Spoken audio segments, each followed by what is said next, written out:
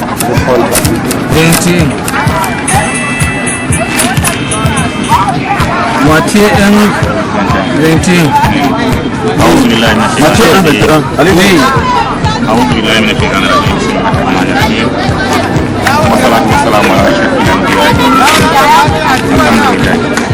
Nous sommes ici, comme l'a dit le développeur, pour faire jaillir la vérité. C'est-à-dire... On a déjà lancé. Oui, voilà, on a lancé. On a 1 minute 30 secondes. Personne. Le prophète Mohammed sallallahu alayhi wa sallam et le prophète Jésus alayhi salam, qui d'eux est le sauveur de l'humanité. Bon, actuellement nous sommes dans la Bible. Matthieu 1, 21. Elle enfantera un fils et qui lui donnera le nom de Jésus. Celui qui sauvera son peuple de Matthieu 2,6.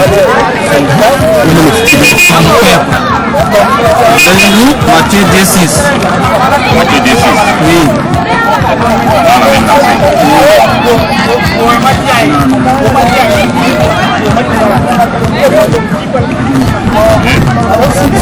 Matthieu 2,6. Et toi, Bethléem, terre de Juda, qui n'est certes pas la moindre entre les principales villes de Juda, car de toi sortira un chef qui aidera Israël, mon peuple. Mon peuple. Matthieu encore. Matthieu 10, 5 à 6. Oui. Matthieu 10, 5 à 6. 5 à 6. Oui. Matthieu 10, 5 à 6. Tels sont les 12 que Jésus envoya après lui avoir donné les instruments suivants. Les instructions, autant pour moi, les instructions suivantes. N'allez pas vers les païens et n'entrez pas dans les villes des Samaritains. 6. Allez plutôt vers les brebis perdues de la maison d'Israël. Matthieu encore. Matthieu 15, 24. Matthieu. Matthieu 15. 24. 15. 24.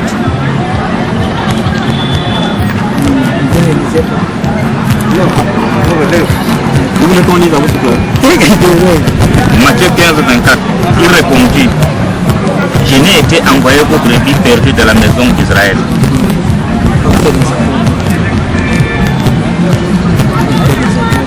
Après les apôtres. 5, 30, 31. 5. Après les apôtres, 5, 30, 31. 30. Oui. Après les apôtres, 5. 30. Le Dieu de nos pères a ressuscité Jésus, que vous avez tué en le pendant au bois. 31. Dieu l'a élevé vers sa droite comme prince et sauveur pour donner à Israël la repentance et le pardon des péchés. Acte des apôtres, 13. Acte des apôtres. Acte des apôtres, 13. 13. 22, 23. 22, 23. Acte des apôtres 13, 22, 23. Puis, l'ayant rejeté, il leur suscita pour roi David, auquel il a rendu ce témoignage. J'ai trouvé David, fils d'Israël, homme selon mon cœur, qui accomplira toutes mes volontés. C'est de la postérité de David que Dieu, selon sa promesse, a suscité à Israël un sauveur qui est Jésus-Christ.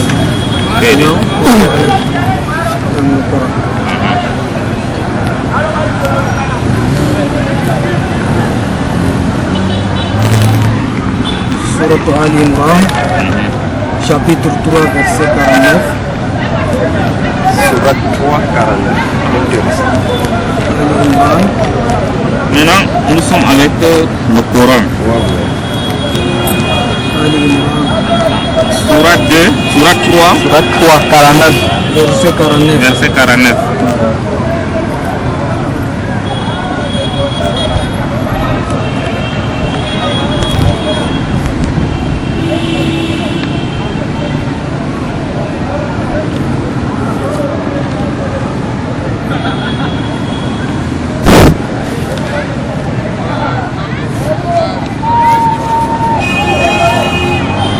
vous reste moins de 4 minutes. Moins De 4 minutes. Karena wa isi Allah wana. de 10 minutes ou sera 10 minutes. On a 6,25. On a 6,30. Ah, ok. C'est déjà là, Jangan Quand dulu. on veut le travail à deux, Oui, on leur gémit le temps. oui, oui. Ils ont déjà fait 6 minutes. Ils ont encore 14 minutes. Ah, c'était 10 Non, quand ils sont en train de travailler ensemble, on les travaille ensemble. Là, on leur donne 20 minutes.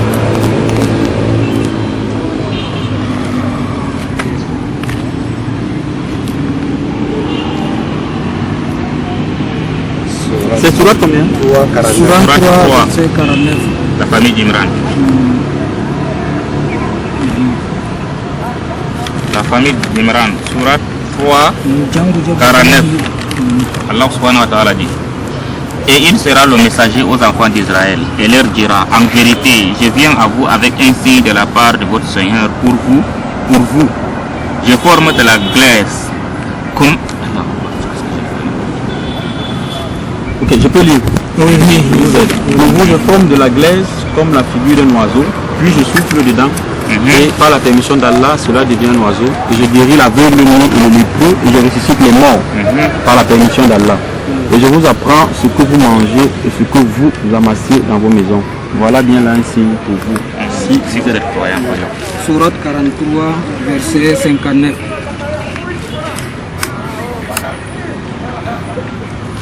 Surat 43, verset 59. Pour relever, ça, c'est important.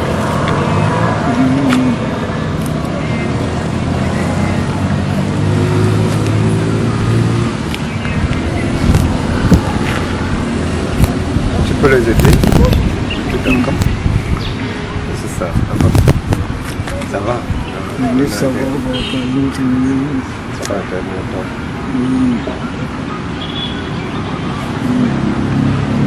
Toi, n'avez pas apporté le Coran dans le livre. On devrait emmener, Oui, ok, allez-y. Verset 59. Il, s'agissant de Jésus, n'était qu'un serviteur que nous avions comblé de bienfaits et que nous avions désigné en exemple aux enfants d'Israël. Voilà, Coran 61, il faut relever. Coran 61, verset 6. Coran surat 61, les rangs. Verset 6. Et quand Jésus, fils de Marie, dit: ô enfants d'Israël, je suis vraiment le messager d'Allah envoyé à vous, confirmateur de ce qui est dans la Torah et antérieur à moi et annonciateur d'un messager à venir. Après moi, donc, Si vous avez, vous pouvez nous aider. 61, 61, 6, oui. Et quand je dis annonciateur, oui, annonciateur d'un messager à venir après moi, dont le nom sera Ahmad. Puis quand celui-ci vint à eux avec des preuves évidentes, ils dirent: c'est là une magie manifeste. Point. Voilà, ça c'est ce que nous avons trouvé coraniquement, bibliquement, c'est que montre ce que nous avons dit. Que Jésus, Oui, c'est lui qui que la mission de Jésus est limitée aux enfants d'Israël pendant que celui du Maintenant, Mohammed on sallallahu va alayhi wa sallam citer- est étendu sur toute l'humanité. Oui. Genèse, on va citer Bible, non? prophétie de prophète Mohammed, que le salut soit sur lui. Et Genèse, Maintenant, allons dans la Bible. non, c'est une question. Genèse Allons dans la Bible. Genèse. 17, Genèse 17. 2. 17, 2. Parce que Dieu a promis à Abraham, a fait promesse à Abraham, Dieu promesse. J'établirai une alliance entre moi et toi et je te multiplierai à l'infini. À l'infini. Voilà, l'infini là, ou vers le Ismaël ou vers l'Isa. Et ça, c'est que les gens doivent savoir. Bon, verset 6. Verset 6. 6.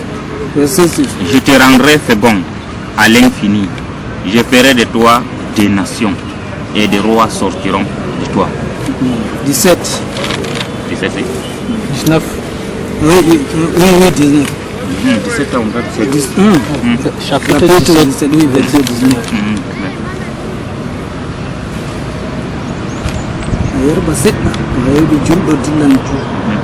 Dieu dit, certainement Sarah, ta femme, t'enfantera un fils et tu l'appelleras du nom d'Isaac. J'établirai mon alliance avec lui comme une alliance perpétuelle pour sa postérité après lui. Voilà. Pour sa postérité après lui. Ça est pour Isaac. Maintenant, 20. Verset 20. Pour Ismaël. À l'égard d'Ismaël, je t'ai exaucé. Voici, je bénirai, je le rendrai fécond et je le multiplierai à l'infini. À côté d'Ismaël, à l'infini. Verset 17, verset 20. Oui. Il engendrera 12 princes et je ferai de lui une grande nation. Allons-y. Oh, Esaïe 42. Esaïe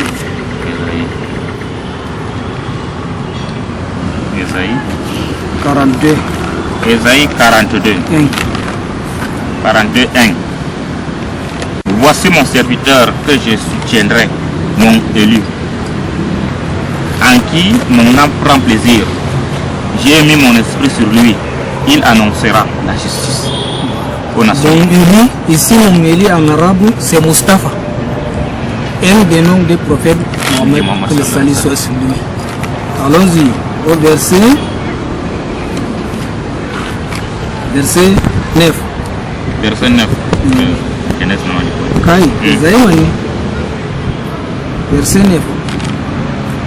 De la même chapitre. Esaïe 42, verset 9. 42, verset 9. Voilà. Voici les premières choses se sont accomplies et je vous en annonce des nouvelles. Avant qu'elles arrivent, je vous le prédis. Continue. Je vous le prédis. Verset 9. Continue. Continue. 10. Chantez à l'Éternel un cantique nouveau. Chantez ses louanges aux extrémités de la terre. Vous qui voguez sur la mer et vous qui la peuplez. Îles et habitants des îles. Continue. Que le désert et ses villes élèvent la voix. Que les villages occupés par Kédar élèvent la voix. Que les habitants des rochers tressaillent d'allégresse. Les gens pensent qu'on chante cantique chez les chrétiens. Non, chante cantique chez les musulmans. C'est que nous montrons que ici, prophétie d'Isaïe, parce que c'est Kédar et descendants de Kédar qui chantent cantique. On va aller directement, ce sont qui chantent là. L'icône Kédar et ses descendants. Nous allons directement Genèse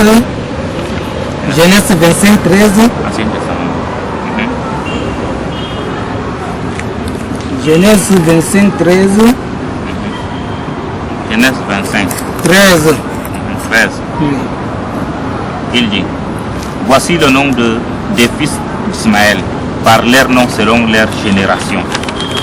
Nebadjo, premier-né d'Ismaël, Kédar. Voilà. Kédar, premier-né d'Ismaël, Kédar. Donc c'est ça, c'est que montre que ce sont qui chantent cantique. C'est descendants d'Ismaël. C'est nous musulmans. Chant cantique. Le prophète Mohammed, que le salut soit sur lui, nous a appris à la pèlerinage. Nous chantons Labbaik Allahumma labbaik, labbaik la sharika lak labbaik, innal hamda wa ni'mata lak la sharika lak. À la mosquée, nous chantons Allahu Akbar, Allahu Akbar. Vous entendez tous les jours là. Donc c'est ça mon truc, parce que beaucoup de gens ne savent pas que ça, c'est la descendance d'Ismaël qui chante. C'est ça nous voulons, les gens doivent savoir que ce sont qui. Prophétie, parle de qui.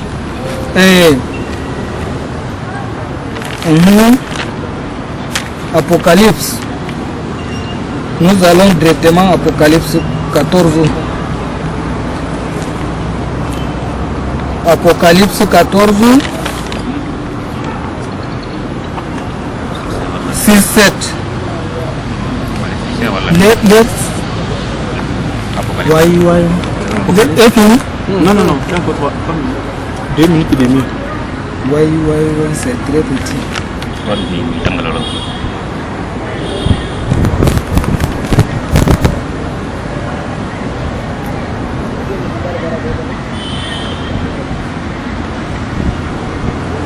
Apocalypse 14, 6.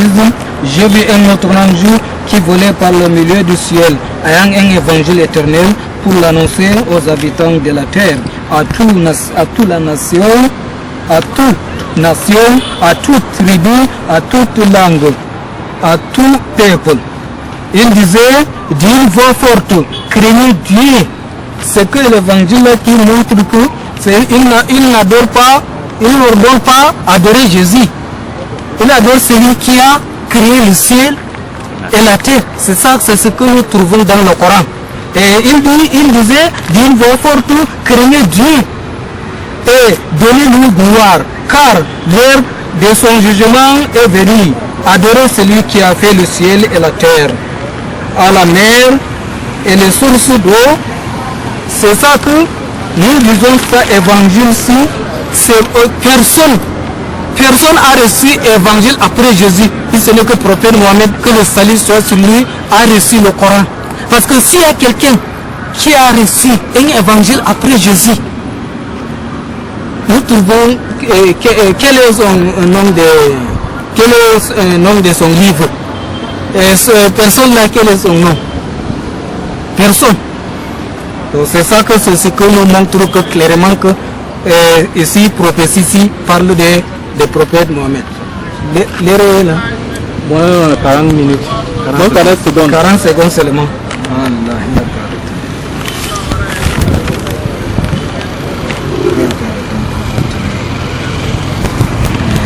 En tout cas, à la semaine prochaine, on va continuer.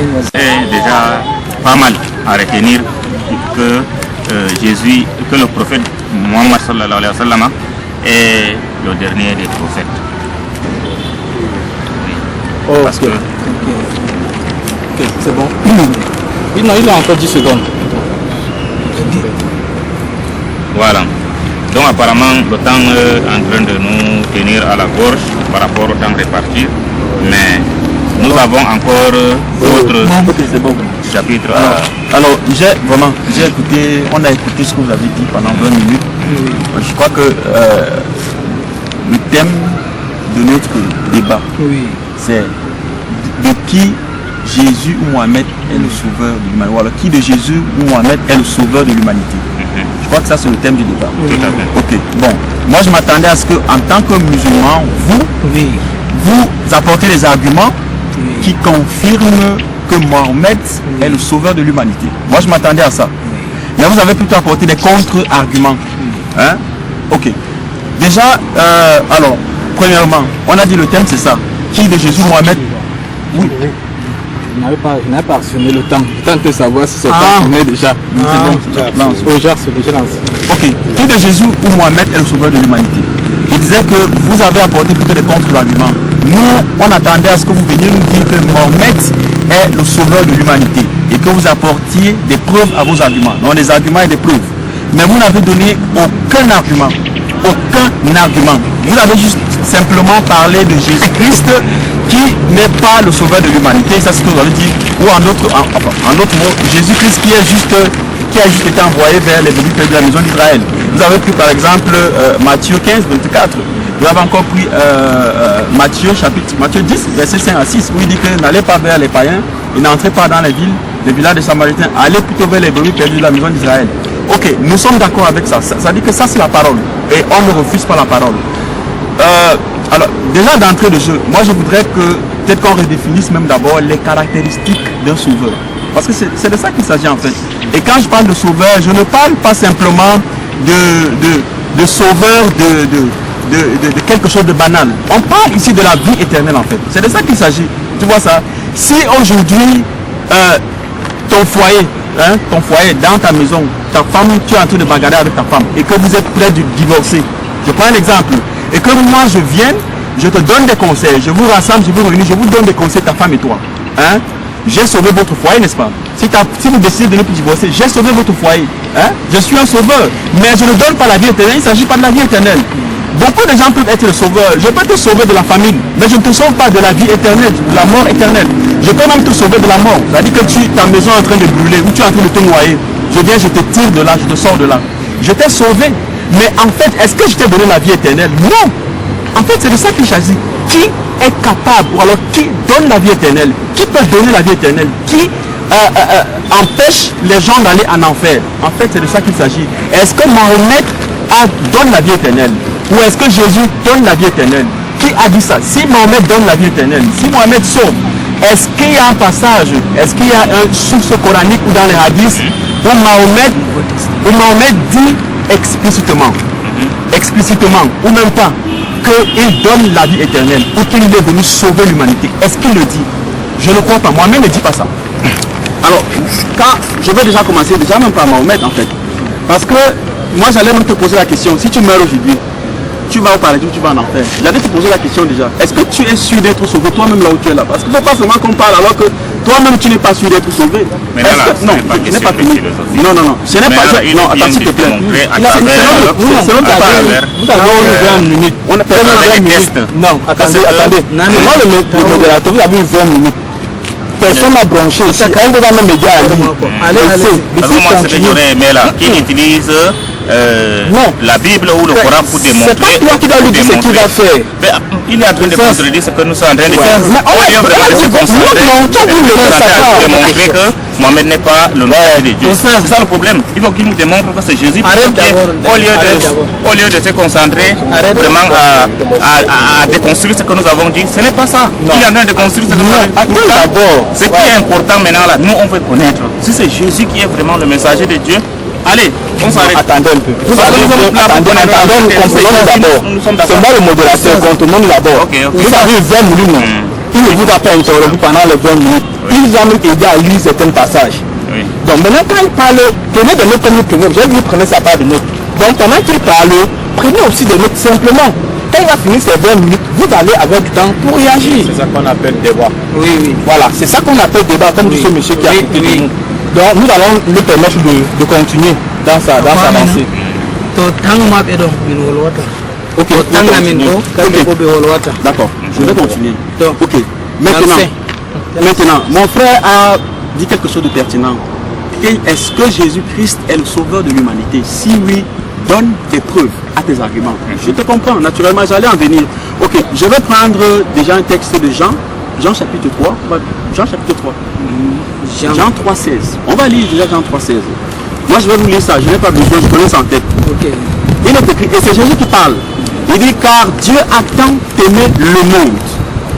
Dieu a tant aimé le monde qu'il a donné son Fils unique, donc Jésus-Christ, afin que quiconque croit en lui ne périsse point, mais qu'il ait la vie éternelle. Voilà ce que Jésus dit. Jean 3,16. Jean 3,16. Oui. Jean 3,16. Car Dieu a tant aimé le monde, qu'il a donné son Fils unique, afin que quiconque croit en lui ne périsse point, mais qu'il ait la vie éternelle. On peut encore prendre dans Romains chapitre 6, verset 23, où l'apôtre Paul dit, Romains chapitre 6, verset 23. Oui, je pense qu'il faut noter. Il faut juste noter. Moi, c'est le verset avancé. Oui, Romains chapitre 6, verset 23. Si plus tard vous vous rendez compte qu'il avait fait une erreur, vous rebondissez en disant qu'il n'avait pas bien, c'était une erreur. Donc, dans Romains chapitre 6, verset 23, il est écrit: car le salaire du péché c'est la mort, mais le don gratuit de Dieu c'est la vie éternelle en Jésus-Christ. Voilà une deuxième preuve. Et toujours dans cette preuve, on parle de vie éternelle. En fait, c'est de ça qu'il s'agit. Quand on parle de sauveur, je précise que moi, je veux qu'on me parle de la vie éternelle. Je ne veux pas qu'on me parle juste de sauveur. Sauveur de quoi, en fait? Est-ce qu'il me sauve de l'incendie? Il me sauve de Romains 6, verset 23. Romains 6, verset 23. 23. Oui. Romains 6, verset 23. Oui. Car le salaire du péché, c'est la mort. Mais le don gratuit de Dieu, c'est la vie éternelle en Jésus-Christ. Voilà une autre preuve. Dans Jean chapitre 3, verset 16, on a parlé de vie éternelle. On a parlé de mort et de vie éternelle donnée par Jésus-Christ. Dans Romains, on parle encore de vie éternelle par Jésus-Christ. Vous voyez ça? Ok. Maintenant, ok. Je voudrais qu'on aille dans, pour finir, Jean chapitre 10. Prenons Jean chapitre 10. Et c'est Jésus qui parle. Quand on peut prendre à partir du verset 28. Ok, voilà, écoutez ce que Jésus dit. Il dit, mais, Jean chapitre 10 à partir du verset 27, écrit: mes brebis entendent ma voix, je les connais et elles me suivent. Il poursuit en disant: je leur donne la vie éternelle et elles ne périront jamais. C'est-à-dire que Jésus est tellement clair, il est tellement explicite, il est tellement limpide, c'est-à-dire que ça ne souffre d'aucune contestation. Il parle de vie éternelle. Voilà trois passages où on parle de vie éternelle qui est liée à Jésus-Christ, qui est liée à la foi en Jésus-Christ. Vous ne m'avez donné aucune référence coranique qui dit, ou alors Mohamed dit qu'il est venu donner la vie éternelle. Aucune référence coranique jusqu'à présent. Je suis déjà à 3 références coraniques. Je ne sais pas si j'ai déjà fait 5 minutes. Autant pour moi, je suis déjà à 3 références bibliques où Jésus dit qu'il est venu donner la vie éternelle. Et il y en a à fusion beaucoup de références comme ça. Maintenant, vous avez soulevé un aspect. Vous avez dit, Jésus a dit, je n'ai été envoyé que vers les brebis perdus de la maison d'Israël. Et on a lu dans Matthieu chapitre 10. Ça c'est vrai, dans Matthieu chapitre 15, verset 24. C'est vrai, Jésus a dit ça. Je n'ai été envoyé que vers les brebis perdus de la maison d'Israël. Moi, on ne refuse pas les Écritures parce que c'est Jésus qui parle. Mais ce que nous on refuse, c'est que vous preniez vos idées et que vous mettiez dans les Écritures. En fait, c'est ça le problème. Parce que vous ne comprenez pas, en fait, pourquoi. Déjà, je vous explique quelque chose. Le ministère, écoutez très bien, parce que généralement quand on fait souvent nos débats, on vous explique certaines choses, vous allez encore revenir, poser les mêmes questions. Ça fait comme si vous n'entendez pas ce qu'on vous explique. Le ministère de Jésus-Christ, il y avait 2 ministères. Il y avait son ministère prophétique. Il y avait le ministère prophétique de Jésus-Christ. Et il y avait le ministère lié au salut. Le ministère prophétique de Jésus-Christ était destiné à Israël. Parce que le Seigneur, dans la loi de Moïse, dans les prophètes, dans les psaumes, avait déjà dit que Jésus-Christ, un moine, il disait que je vous appellerai un moine, un prophète en Israël. En fait, Jésus-Christ vient pour Israël, naturellement, comme prophète. C'est pour ça qu'il dit à ses disciples que n'allez pas vers les païens. Mais après sa mort, on va voir avec les références comment Jésus envoie ses propres disciples à toutes les nations. Mais avant sa mort, c'était encore le ministère prophétique. C'était encore le salut. C'est pour ça qu'il fallait que ça reste circoncis en Israël, puisque c'est Israël qui était le bénéficiaire de ce ministère de Jésus-Christ. Alors, lisons maintenant, je voudrais qu'on prenne prenons dans Luc chapitre 10, non, Luc chapitre 22. Luc 22, on part à partir du verset 44. Luc chapitre 22. Ça va encore 1 minute 30 secondes. Du coup, ça passe combien? Ça fait 10. Ok. Donc, Luc chapitre 24. Voilà, 24. Oui, Luc chapitre 24, on va prendre à partir du verset 44. Oui, ok. Déjà, je voudrais que vous expliquiez quelque chose. Vous avez pris. Ok. Je veux dire, puis il a dit, c'est là ce que je vous disais lorsque j'étais encore avec vous, qu'il fallait que s'accomplisse tout ce qui a été écrit de moi. C'est Jésus qui parle. Il fallait que s'accomplisse tout ce qui était écrit de moi dans la loi de Moïse, dans les prophètes et dans les psaumes.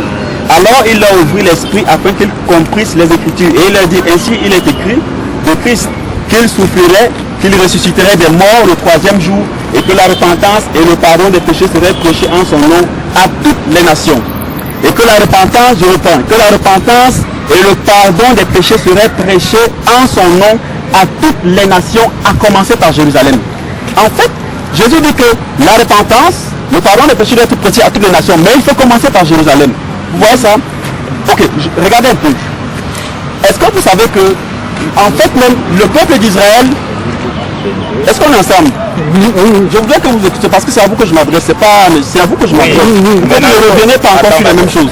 Est-ce que tu as pris la référence? Oui, tu l'as pas pris. Luc 24, verset 44. 23. 24, verset 44. 24. Verset 44. 44 à 47. Verset 47, il dit, et que la repentance et le pardon des péchés seraient prêchés en son nom à toutes les nations, à commencer par Jérusalem. Marc chapitre 16. Marc chapitre 16, verset 16. Écrit, Marc 16, verset 16. Lisons ici. Il dit, non, je vais lire ici, Marc 16, verset 16. Il dit, on prend la partie verset 15. Puis il leur dit, allez par tout le monde. C'est Jésus qui parle à ses disciples. Les mêmes disciples à qui il a dit, n'allez pas vers les pays perdus de la maison, n'allez que vers les pays perdus. Il dit maintenant, après sa mort et sa résurrection, allez par tout le monde et prêchez la bonne nouvelle à toute la création. C'est Jésus qui parle. On ne refuse pas les paroles de Jésus-Christ. Hein? On ne refuse pas les paroles de Jésus-Christ. Ne soyons pas distraits. Ne soyons pas distraits. Il dit, allez par tout le monde et prêchez la bonne nouvelle à toute la création. Toute la création. Celui qui croira et qui sera baptisé sera sauvé. Vous écoutez ça? Celui qui croira et qui sera baptisé sera sauvé, mais celui qui ne croira pas sera condamné. Voici les miracles qui accompagneront ceux qui auront cru en mon nom, ils chasseront les démons. Maintenant, il parle des miracles. Ok, voilà 3 références bibliques où Jésus dit d'aller par tout le monde prêcher la bonne nouvelle à toute la création. En suffisance. Vous avez compris ça? Donc, le ministère de Jésus, comme je disais, il y avait d'abord, premièrement, Israël qui devait bénéficier. Hein? Et maintenant, après sa résurrection, c'est le monde entier qui devait bénéficier du salut par la foi en Jésus-Christ. Est-ce qu'on se comprend? Ok, je vais passer, je lui passe la parole à mon frère pour qu'il me... Vas-y. Merci. Merci de m'avoir passé la parole. Je veux dire ceci. Vous savez, je veux dire vraiment à tous les musulmans, très clairement, il n'y a aucun chemin par lequel l'être humain, musulman et tout genre de religion qui peut exister peut entrer dans la mission. Rien que par Jésus-Christ de Nazareth. C'est une vérité absolue. Aujourd'hui, cherchant à nous demander dans les versets, dans la Bible, où se trouve, il est écrit que Jésus est le sauveur. Il y en a tellement, cher monsieur. Je voulais par exemple ajouter un peu à ce qu'il a dit. Parfois les gens, quand les disciples de Jésus, baptisés de Saint-Esprit, avec une sagesse vraiment qu'on ne peut pas mesurer, nous parlent souvent, vous refusez. Jésus lui-même a dit ceci. Prenons par exemple pour ajouter à ce qu'il a dit. Jésus a dit ceci. Acte 1, 8. Est-ce que quelqu'un peut lire? Dans Acte 1, 8, Jésus recommande. Vous comprenez, n'est-ce pas? Acte des apôtres 1. Oui. Combien verset? 1, 8. 8. À la fin du verset dit, allez dans le monde entier, prêcher l'évangile. Vous comprenez?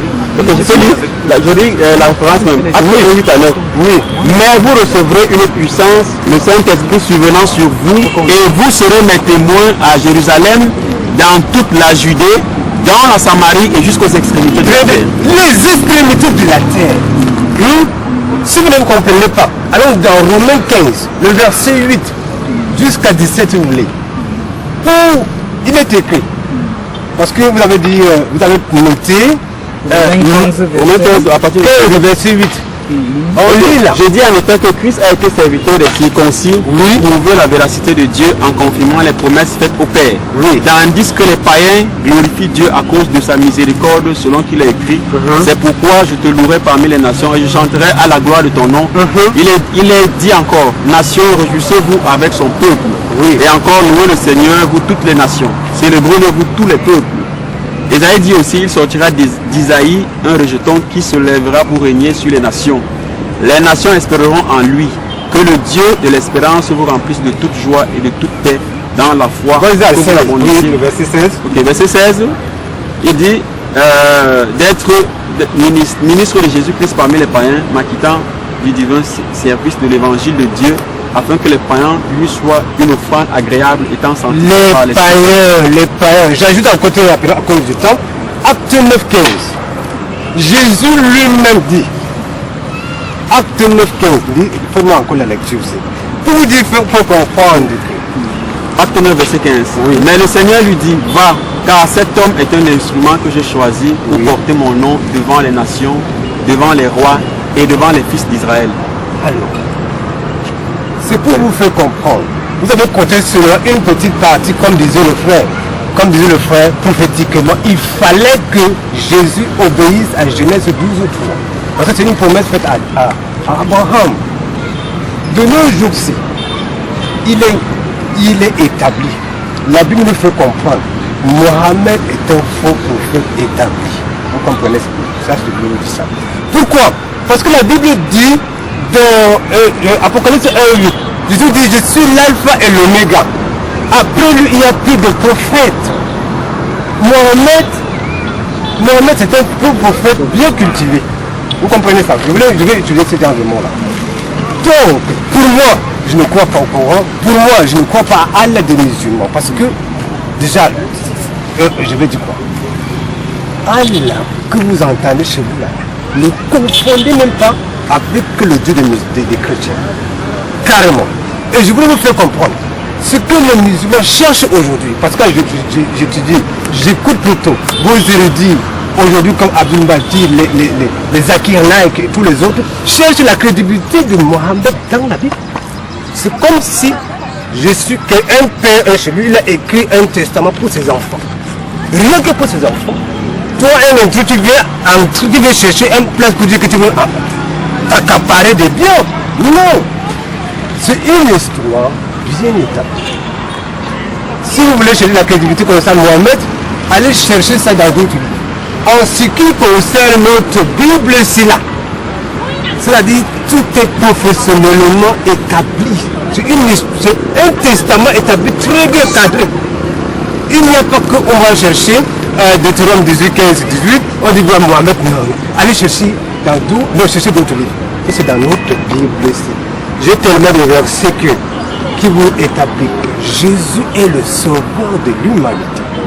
Pour vous rafraîchir la mémoire, la seule prophétie dans la Bible que je connais concernant l'islam, c'est Apocalypse 6, le verset 8, où l'islam va accomplir une prophétie de la malédiction sur cette terre. Seul. Ça dit, la Bible appelle ça quoi? Le quatrième cavalier. C'est-à-dire, la Bible dit le cheval, il est monté sur le cheval vert. Le vert est la couleur d'identification de l'islam. Vous comprenez?